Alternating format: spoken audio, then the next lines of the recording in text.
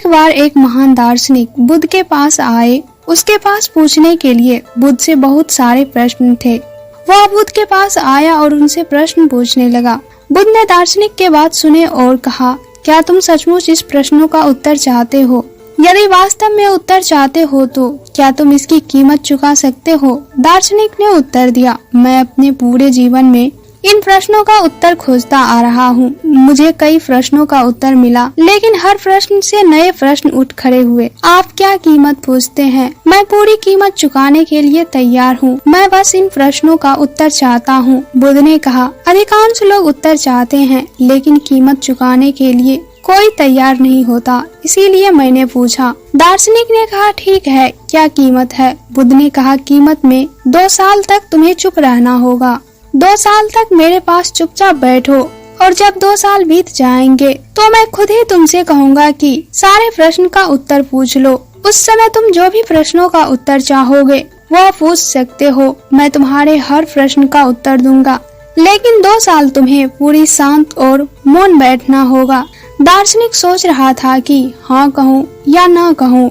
वह मन ही मन सोच रहा था, 2 साल बहुत लंबा समय है। क्या बुद्ध मेरे प्रश्न का उत्तर देंगे? उन्होंने बुद्ध से पूछा, क्या आप सचमुच मेरे प्रश्न का उत्तर दे देंगे?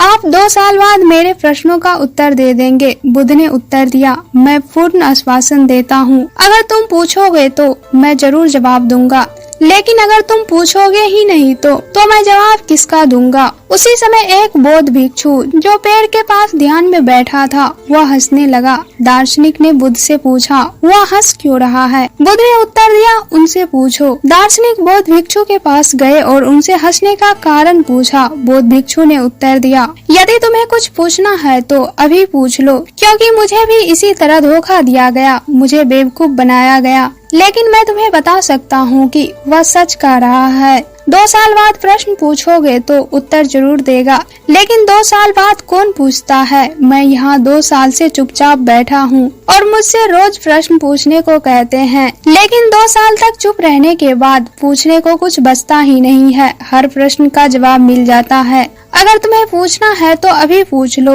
नहीं तो 2 साल बाद पूछने के लिए कुछ भी नहीं बचेगा। दार्शनिक उत्तर जानना चाहता था, इसीलिए वह बुद्ध के साथ ही रुक गया और हर रोज चुपचाप बैठ जाता। दार्शनिक समय का पता भूल गया था, क्योंकि उनके विचार धीमे हो गए। उन्हें समय का ज्ञान नहीं रहता था, लेकिन बुद्ध को ठीक समय याद था। 2 साल पूरा होने के बाद बुद्ध दार्शनिक के पास गए और कहा, अब तुम कोई भी प्रश्न पूछ सकते हो, जैसे कि मैंने वादा किया था, प्रत्येक प्रश्न का उत्तर दूंगा। क्या तुम्हें पूछना है? दार्शनिक हंसने लगा और कहा, मेरे पास कोई प्रश्न नहीं है। लेकिन ये सब कैसे संभव है? बुद्ध ने कहा मौन से।